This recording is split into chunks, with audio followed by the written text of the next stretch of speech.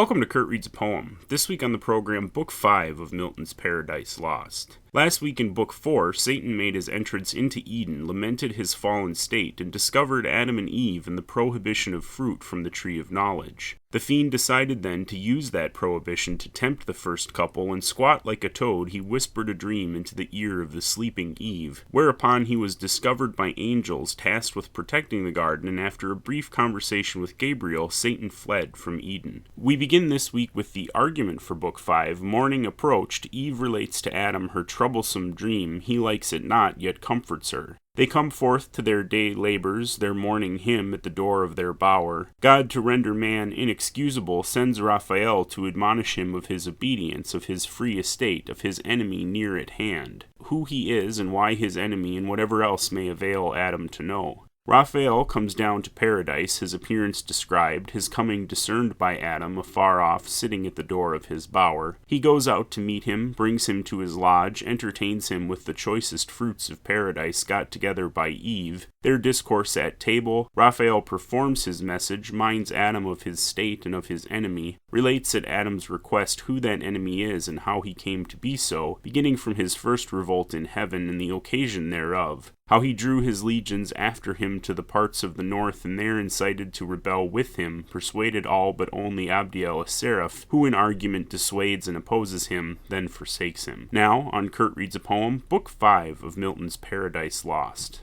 Now morn her rosy steps in the eastern clime advancing, sowed the earth with orient pearl. When Adam waked, so custom for his sleep was airy light, from pure digestion bred and temperate vapors bland, which the only sound of leaves and fuming rills, Aurora's fan lightly dispersed, and the shrill matin song of birds on every bough. So much the more his wonder was to find unawakened Eve, with tresses discomposed and glowing cheek, as through unquiet rest, he on his side leaning, half raised with looks of cordial love, hung over her enamored, and beheld beauty, which whether waking or asleep shot forth peculiar graces. Then with voice mild as when Zephyrus on Flora breathes, her soft hand touching, whispered thus, "Awake, my fairest, my espoused, my latest found, heaven's last best gift, my ever new delight. Awake, the morning shines, and the fresh field calls us, we lose the prime, and mark how spring our tended plants, how blows the citron grove, what drops the myrrh, and what the balmy reed, how nature paints her colors, how the bee sits on the bloom extracting liquid sweet." Such whispering waked her, but with startled eye on Adam, whom embracing thus she spake, "O soul, in whom my thoughts find all repose, my glory, my perfection, glad I see thy face and morn returned, for I this night, such night till this I never passed, have dreamed, if dreamed, not as I oft am wont, of thee, works of day past, or morrow's next design, but of offense and trouble, which my mind knew never till this irksome night. Methought close at my ear one called me forth to walk with gentle voice. I thought it thine. It said, "Why sleepst thou, Eve? Now is the pleasant time, the cool, the silent, save where silence yields to the night-warbling bird that now awake tunes sweetest his love-labored song. Now reigns full-orbed the moon, and with more pleasing light shadowy sets off the face of things. In vain if none regard. Heaven wakes with all his eyes, whom to behold but thee, nature's desire, in whose sight all things joy, with ravishment attracted by thy beauty still to gaze. I rose as at thy call, but found thee not. To find thee I directed then my walk, and on methought alone I passed through ways that brought me on a sudden to the tree of interdicted knowledge. Fair it seemed, much fairer to my fancy than by day, and as I wandering looked, beside it stood one shaped and winged like one of those from heaven by us oft seen. His dewy locks distilled ambrosia, and on that tree he also gazed. And oh, fair plant, said he, with fruit surcharged, designs none to ease thy load, and taste thy sweet, nor God nor man is knowledge so despised, or envy, or what reserve forbids to taste. Forbid who will, none shall from me withhold longer thy offered good, why else set here? This said, he paused not, but with venturous arm he plucked, he tasted. Me damp horror chilled at such bold words vouched with a deed so bold.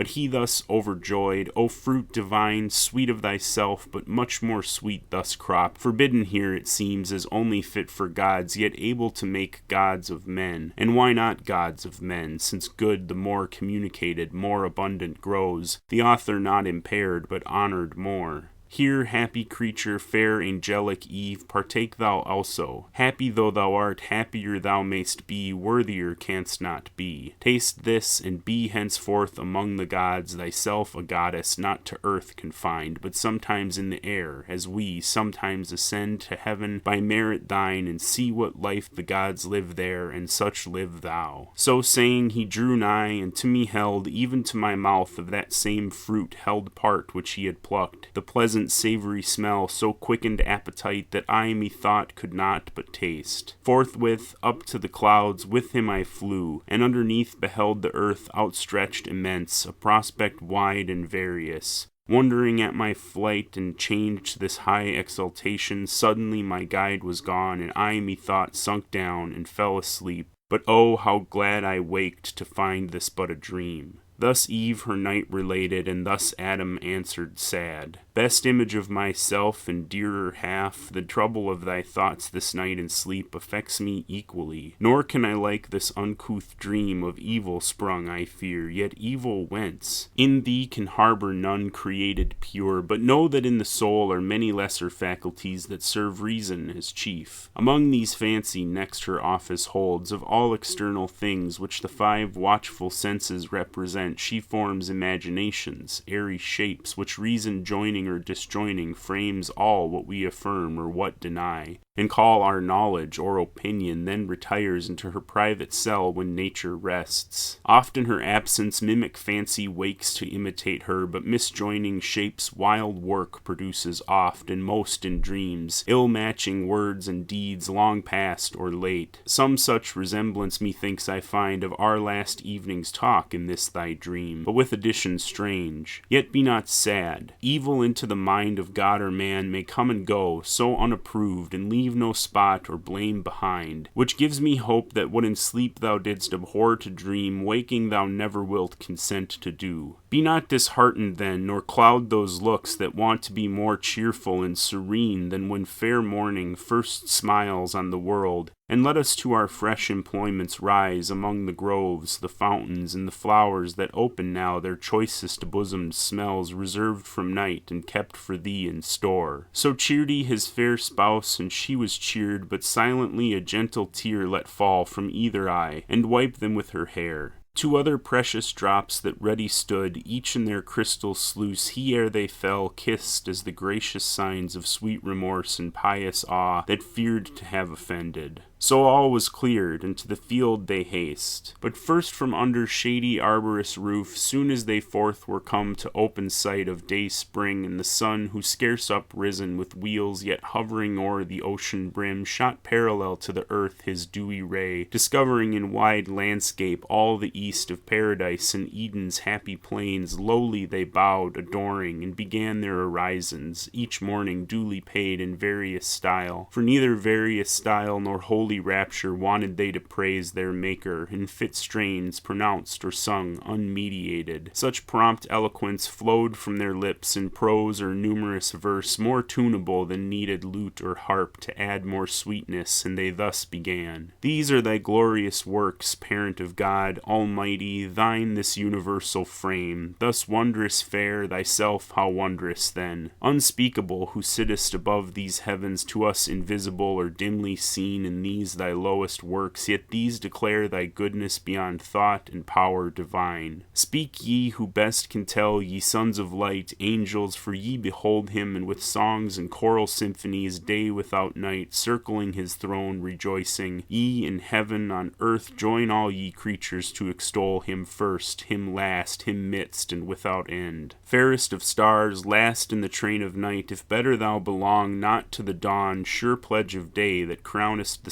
smiling morn with thy bright circlet. Praise him in thy sphere while day arises, that sweet hour of prime. Thou son of this great world, both eye and soul, acknowledge him thy greater. Sound his praise in thy eternal course, both when thou climbst and when high noon hast gained, and when thou fallst. Moon that now meets the orient sun, now fliest with the fixed stars, fixed in their orb that flies, and ye 5 other wandering fires that move in mystic dance, not without song, resound his praise, who out of darkness called up light. Air, and ye elements, the eldest birth of nature's womb, that in quaternion run perpetual circle, multiform, and mix and nourish all things, let your ceaseless change vary to our great Maker still new praise. Ye mists and exhalations that now rise from hill or streaming lake, dusky or gray, till the sun paint your fleecy skirts with gold, in honor to the world's great author rise, whether to deck with clouds the uncolored sky, or wet the thirsty earth with falling showers, rising or falling still advance his praise. His praise, ye winds that from 4 quarters blow, breathe soft or loud, and wave your tops, ye pines, with every plant in sign of worship wave. Fountains, and ye that warble as ye flow, melodious murmurs, warbling tune his praise. Join voices, all ye living souls. Ye birds that singing up to heaven gate ascend, bear on your wings and in your notes his praise. Ye that in waters glide, and ye that walk the earth in stately tread or lowly creep, witness if I be silent, morn or even, to hill or valley, fountain or fresh shade, made vocal by my song and taught his praise.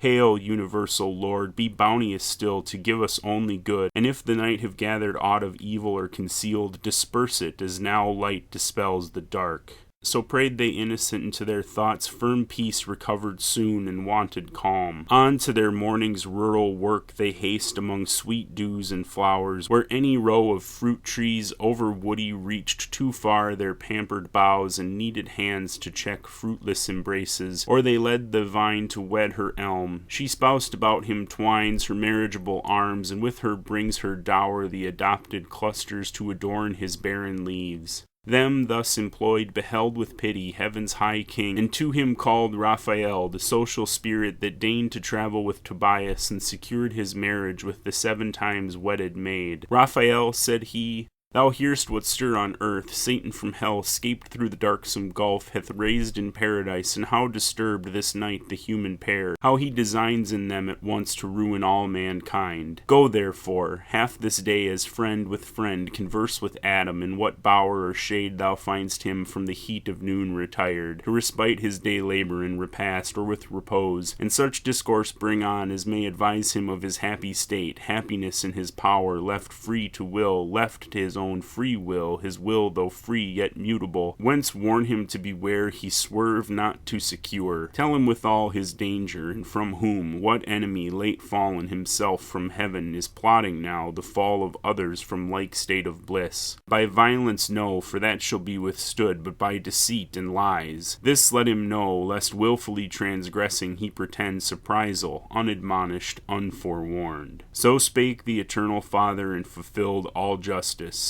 Nor delayed the winged saint, after his charge received, but from among 1,000 celestial ardors, where he stood veiled with his glorious wings, upspringing light flew through the midst of heaven. The angelic choirs on each hand parting to his speed gave way through all the imperial road, till at the gate of heaven arrived. The gate self opened wide on golden hinges turning, as by work divine the sovereign architect had framed. From hence no cloud, or to obstruct his sight, star interposed, however small he sees, not unconformed to other shining globes, earth in the garden of God, with cedars crowned above all hills. As when by night the glass of Galileo, less assured, observes imagined lands and regions in the moon, or pilot from a mist the Cyclades, Delos, or Samos, first appearing kens a cloudy spot. Down thither prone in flight he speeds, and through the vast ethereal sky sails between worlds and worlds, with steady wing now on the polar wings. Then with quick fan winnows the buxom air, till within soar of towering eagles to all the fowls he seems a phoenix, gazed by all as that sole bird when to enshrine his relics in the sun's bright temple, to Egyptian Thebes he flies. At once on the eastern cliff of paradise he lights, and to his proper shape returns, a seraph winged.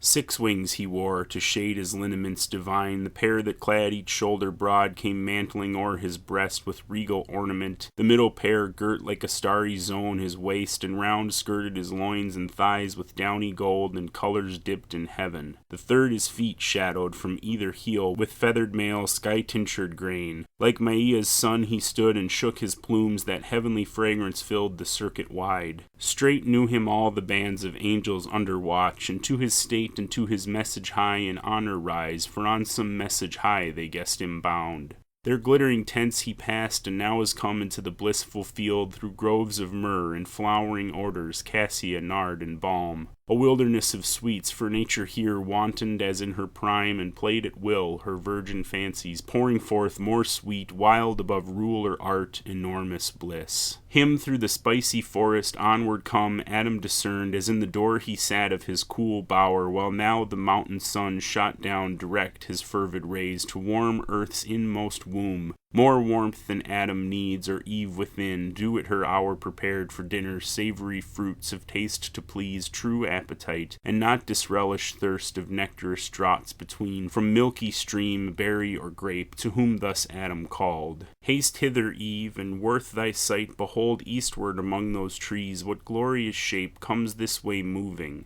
Seems another morn, risen on mid-noon, some great behest from heaven to us perhaps he brings, and will vouchsafe this day to be our guest. But go with speed, and what thy stores contain, bring forth and pour abundance, fit to honor and receive our heavenly stranger. Well we may afford our givers their own gifts, and large bestow from large bestowed, where nature multiplies her fertile growth, and by disburdening grows more fruitful, which instructs us not to spare. To whom thus Eve: Adam, earth's hallowed mold of God inspired, small store will serve, where store, all seasons, ripe for use, hangs on the stalk, save what by frugal storing firmness gains to nourish, and superfluous moist consumes. But I will haste, and from each bough and brake, each plant and juiciest gourd, will pluck such choice to entertain our angel guest, as he beholding shall confess that here on earth God hath dispensed his bounties as in heaven. So saying, with dispatchful looks in haste she turns on hospitable thoughts intent, what choice to choose for delicacy best, what order so contrived as not to mix tastes, not well joined, inelegant, but bring taste after taste, upheld with kindliest change. Bestirs her then, and from each tender stalk, whatever earth all-bearing mother yields, in India, east or west, or middle shore in Pontus, or on the Punic coast, or where Alcinous reigned, fruit of all kinds, in coat, rough or smooth rind, or bearded husk or shell, she gathers, tribute large, and on the board heaps with unsparing hand. For drink the grape she crushes, inoffensive must, and meads from many a berry, and from sweet kernels pressed, she tempers dulcet creams. Nor these to hold wants her fit vessels pure, then strews the ground with rose and odors from the shrub unfumed.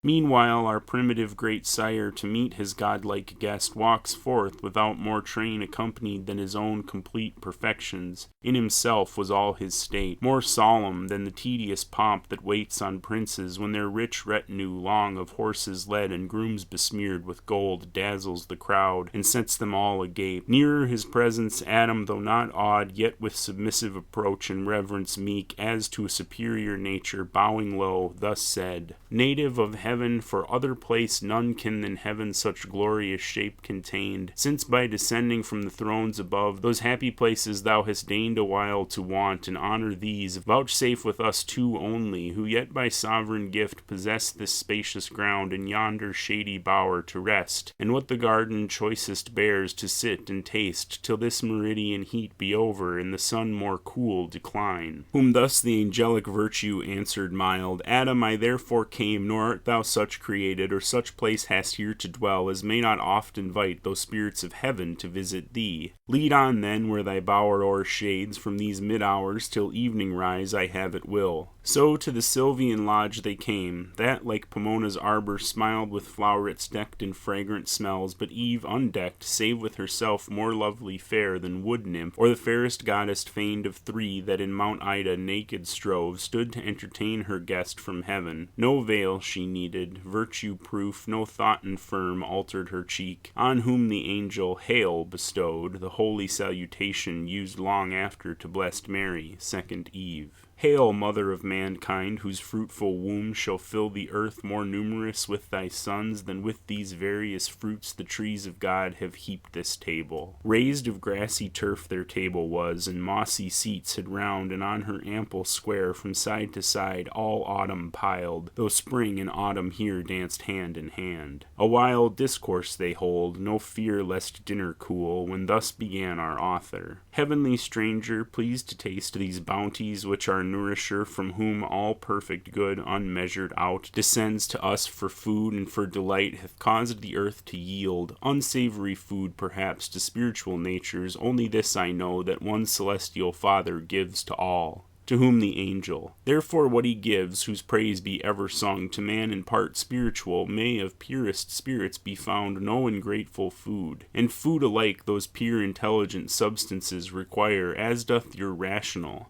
And both contain within them every lower faculty of sense, whereby they hear, see, smell, touch, taste, tasting, concoct, digest, assimilate, and corporeal to incorporeal turn.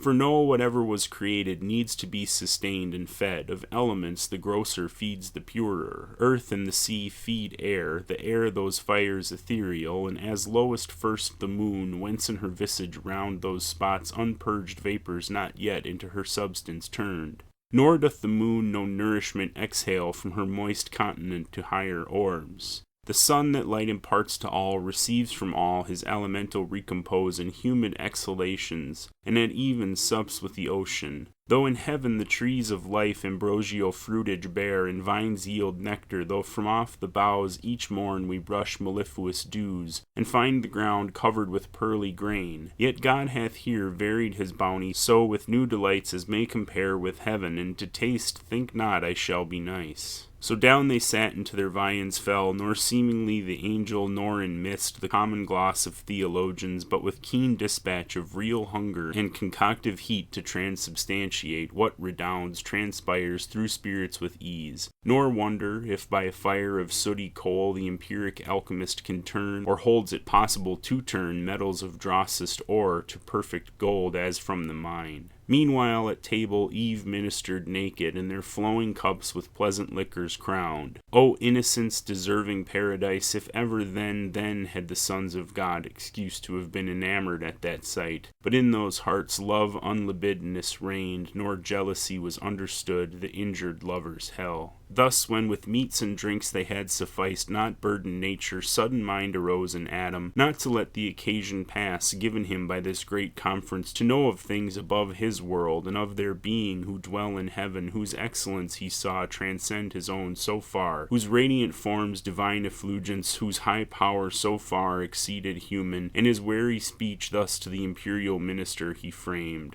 Inhabitant with God, now know I well thy favor and this honor due to man, under whose lowly roof thou hast vouchsafed to enter, and these earthly fruits to taste, food not of angels, yet accepted so, as that more willingly thou couldst not seem at heaven's high feasts to have fed, yet what compare? To whom the winged hierarch replied, O Adam, one Almighty is, from whom all things proceed, and up to him return, if not depraved from good, created all such to perfection. One first matter all, endued with various forms, various degrees of substance, and in things that live, of life, but more refined, more spirituous and pure, as nearer to him placed, or nearer tending, each in their several active spheres assigned, till body up to spirit work, in bounds proportioned to each kind. So from the root springs lighter the green stalk, from thence the leaves more airy, last the bright consummate flower, spirits odorous breathes.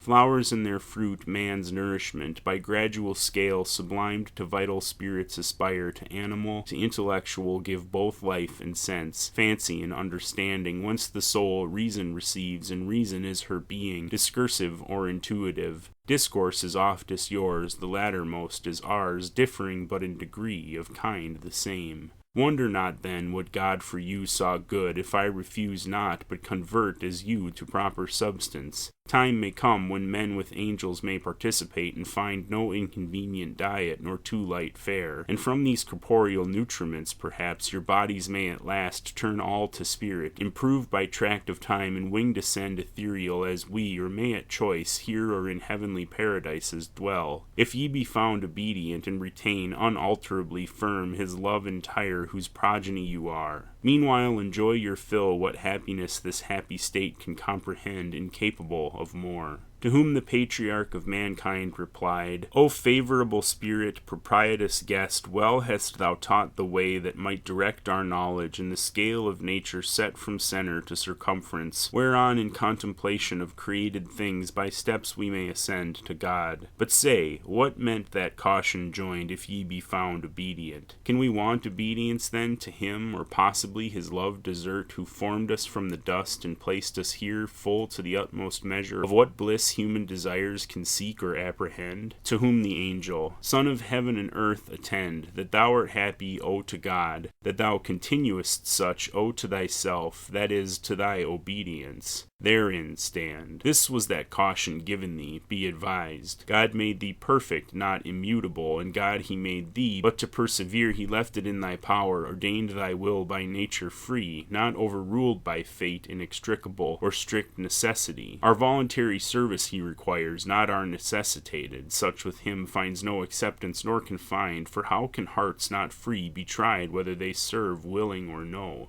Who will but what they must by destiny, and can no other choose? Myself and all the angelic host that stand in sight of God enthroned our happy state hold, as you yours, while our obedience holds. On other surety none. Freely we serve, because we freely love, as in our will to love or not. In this we stand or fall, and some are fallen, to disobedience fallen, and so from heaven to deepest hell. O fall from what high state of bliss into what woe! To whom our great progenitor, Thy words attentive, and with more delighted ear divine instructor I have heard, than when cherubic songs by night from neighboring hills aerial music send. Nor knew I not to be both will and deed created free, yet that we never shall forget to love our Maker, and obey him whose command single is yet so just, my constant thoughts assured me, and still assure. Though what thou tell'st hath passed in heaven, some doubt within me move, but more desire to hear, if thou consent, the full relation, which must needs be strange, worthy of sacred silence to be heard. And we have yet large day, for scarce the sun hath finished half his journey, and scarce begins his other half in the great zone of heaven. Thus Adam made request, and Raphael, after short pause, assenting, thus began. High matter thou enjoinest me, O prime of men, sad task and hard, for how shall I relate to human sense the invisible exploits of warring spirits? How without remorse the ruin of so many glorious, once and perfect while they stood? How last unfold the secrets of another world, perhaps not lawful to reveal? Yet for thy good this is dispensed, and what surmounts the reach of human sense I shall delineate so, by likening spiritual to corporeal forms, as may express them best, though what if earth be but the shadow of heaven, and things therein, each to other like, more than on earth is thought. As yet this world was not, and chaos wild reigned where these heavens now roll, where earth now rests upon her center poised, when on a day, for time, though in eternity applied to motion, measures all things durable by present, past, and future, on such day as heaven's great year brings forth, the imperial host of angels by imperial summons called, innumerable before the Almighty's throne, forthwith from all the ends of heaven appeared, under their hierarchs in orders bright, 10,000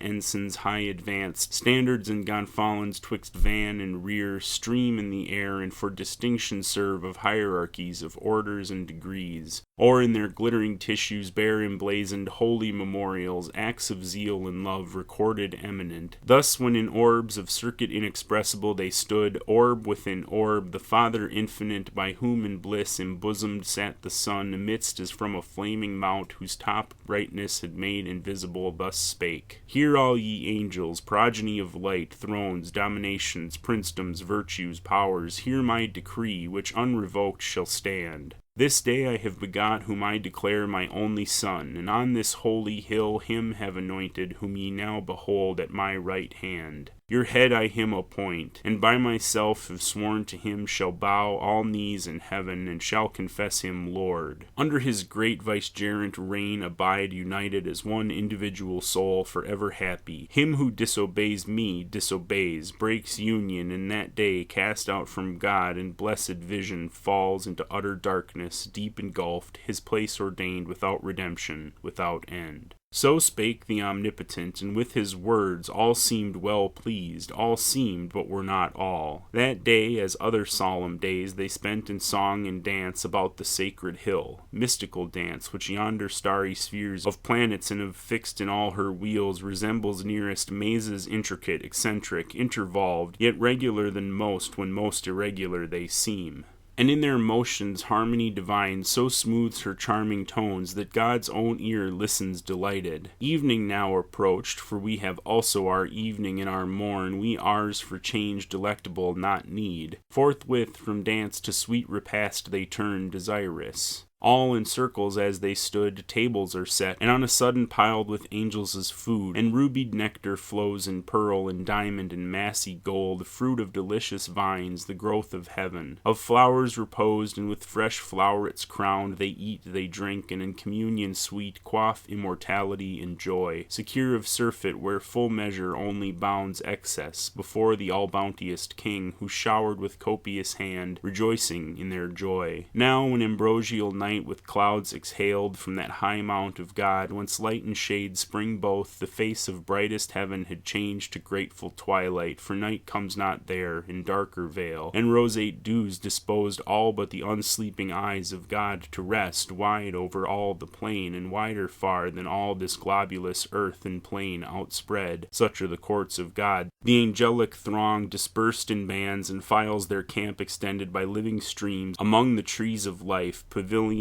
numberless and sudden reared celestial tabernacles, where they slept fanned with cool winds, save those who in their course melodious hymns about the sovereign throne alternate all night long. But not so waked Satan, so call him now, his former name is heard no more in heaven. He of the first, if not the first archangel, great in power, in favor and preeminence, yet fraught with envy against the Son of God, that day honored by his great Father, and proclaimed Messiah King anointed, could not bear through pride that sight, and thought himself impaired. Deep malice thence conceiving in disdain, soon as midnight brought on the dusky hour, friendliest to sleep and silence, he resolved with all his legions to dislodge and leave unworshipped, unobeyed the throne supreme, contemptuous, and his next subordinate awaking thus to him in secret spake. Sleep'st thou, companion dear? What sleep can close thy eyelids, and rememberest what decree of yesterday so late hath passed the lips of heaven's almighty? Thou to me thy thoughts wast wont, I mine to thee was wont to impart. Both waking we were one.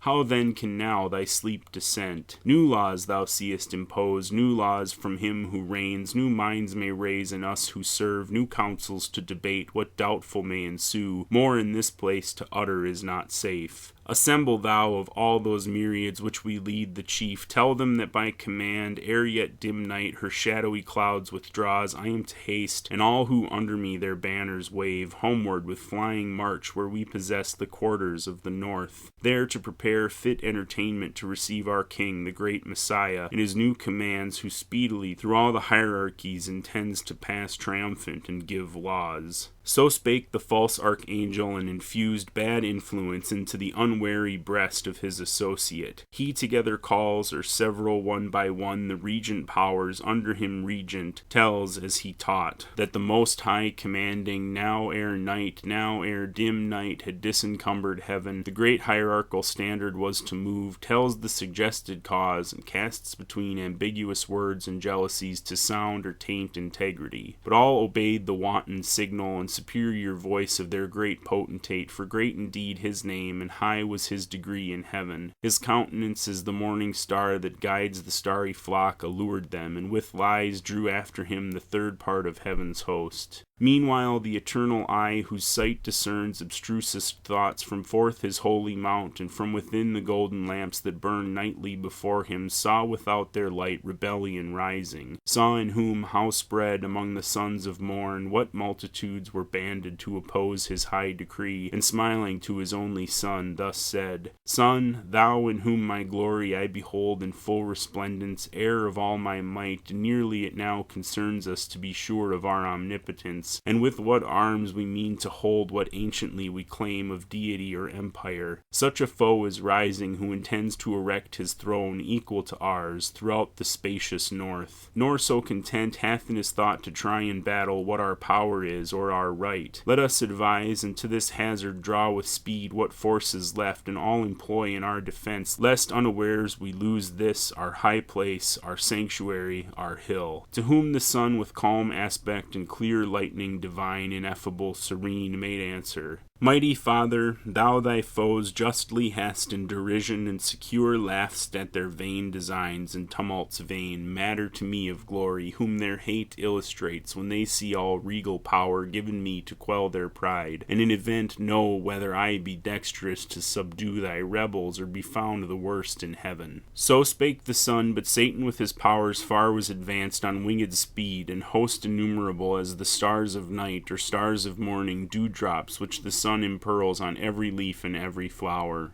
Regions they passed, the mighty regencies of seraphim and potentates and thrones in their triple degrees, regions to which all thy dominion, Adam, is no more than what this garden is to all the earth and all the sea. From one entire globus stretched into longitude, which having passed at length into the limits of the north they came, and Satan to his royal seat high on a hill, far blazing, as a mount raised on a mount, with pyramids and towers from diamond quarries hewn and rocks of gold, the palace of great Lucifer, so call that structure in the dialect of men interpreted, which not long after he effecting all equality with God in imitation of that mount whereon Messiah was declared in sight of heaven, the mountain of the congregation called. For thither he assembled all his train, pretending so commanded to consult about the great reception of their king, thither to come, and with calamitous art of counterfeited truth thus held their ears. Thrones, dominations, princedoms, virtues, powers, if these magnific titles yet remain not merely titular, since by decree another now hath to himself engrossed all power, and us eclipsed under the name of King Anointed, for whom all this haste of midnight march and hurried meeting here, this only to consult how we may best with what may be devised of honors new receive him coming to receive from us knee tribute yet unpaid, prostration vile, too much to one, but double how endured to one to his image now proclaimed. But what if better counsels might erect our minds, and teach us to cast off this yoke? Will ye submit your necks, and choose to bend the supple knee? Ye will not, if I trust to know ye right, or if ye know yourselves natives and sons of heaven, possessed before by none, and if not equal all, yet free, equally free. For orders and degrees jar not with liberty, but well consist. Who can in reason then, or right, assume monarchy over such as live by right his equals, if in power and splendor less, in freedom equal? Or can introduce law or edict on us, who without law err not, much less for this to be our Lord, and look for adoration to the abuse of those imperial titles which assert our being ordained to govern, not to serve? Thus far his bold discourse without control had audience, when among the seraphim Abdiel, then whom none with more zeal adored the deity, and divine commands obeyed, stood up, and in a flame of zeal severe, with current of his fury thus opposed. O argument blasphemous, false and proud, words which no ear ever to hear in heaven expected, lest of all from thee, ingrate, and place thyself so high above thy peers. Canst thou with impious obloquy condemn the just decree of God, pronounced and sworn, that to his only Son, by right endured with regal scepter, every soul in heaven shall bend the knee, and in that honor due confess him rightful king? Unjust, thou sayest, flatly unjust, to bind with laws the free and equal over equals to let reign, one over all with unsucceeded power? Shalt thou give law to God? Shalt thou dispute with him the points of liberty, who made thee what thou art, and formed the powers of heaven such as he pleased, and circumscribed their being? Yet by experience taught we know how good, and of our good, and of our dignity, how provident he is, how far from thought to make us less, bent rather to exalt our happy state under one head more near united. But to grant it thee unjust, that equal over equals monarch reign, thyself though great and glorious dost thou count, or all angelic nature joined in one, equal to him begotten Son, by whom, as by his word, the mighty Father made all things, even thee, and all the spirits of heaven by him created in their bright degrees, crowned them with glory, and to their glory named thrones, dominations, princedoms, virtues, powers, essential powers, nor by his reign obscured, but more illustrious made. Since he the head, one of our number, thus reduced becomes, his laws our laws, all honor to him done returns our own. Cease then this impious rage, and tempt not these, but hasten to appease the incensed father and the incensed son, while pardon may be found in time besought. So spake the fervent angel, but his zeal none seconded, as out of season judged or singular and rash, whereat rejoiced the apostate, and more haughty thus replied: That we were formed then, sayest thou, in the work of secondary hands, by task transferred from father to his son? Strange point and new doctrine, which we would know whence learnt. Who saw when this creation was? Rememberest thou thy making, while the Maker gave thee being? We know no time when we were not as now, know none before us, self-begot, self-raised by our own quickening power, when fatal course had circled his full orb, the birth mature of this our native heaven, ethereal sons. Our puissance is our own right hand shall teach us highest deeds, by proof to try who is our equal. Then thou shalt behold whether by supplication we intend address, and to begirt the almighty throne, beseeching or besieging. This report, these tidings carry to the anointed king, and fly ere evil intercept thy flight. He said, and as the sound of waters deep, hoarse murmur echoed to his words, applause through the infinite host, nor less for that the flaming seraph, fearless though alone, encompassed round with foes, thus answered bold: O alienate from God, O spirit accursed, forsaken of all good, I see thy fall determined, and thy hapless crew involved in this perfidious fraud, contagion spread both of thy crime and punishment. Henceforth no more be troubled how to quit the yoke of God's Messiah. Those indulgent laws will not be now vouchsafed. Other decrees against thee are gone forth without recall. That golden scepter which thou didst reject is now an iron rod to bruise and break thy disobedience. Well thou didst advise, yet not for thy advice or threats I fly these wicked tents devoted, lest the wrath impendent, raging into sudden flame, distinguished not. For soon expect to feel his thunder on thy head, devouring fire. Then who created thee, lamenting, learn. When who can uncreate thee, thou shalt know. So spake the seraph Abdiel, faithful found among the faithless, faithful only he. Among innumerable false, unmoved, unshaken, unseduced, unterrified, his loyalty he kept, his love, his zeal. Nor number nor example with him wrought to swerve from truth, or change his constant mind, though single. From amidst them forth he passed, long way through hostile scorn, which he sustained superior, nor of violence feared aught, and with retorted scorn his back he turned on those proud towers, to swift destruction doomed.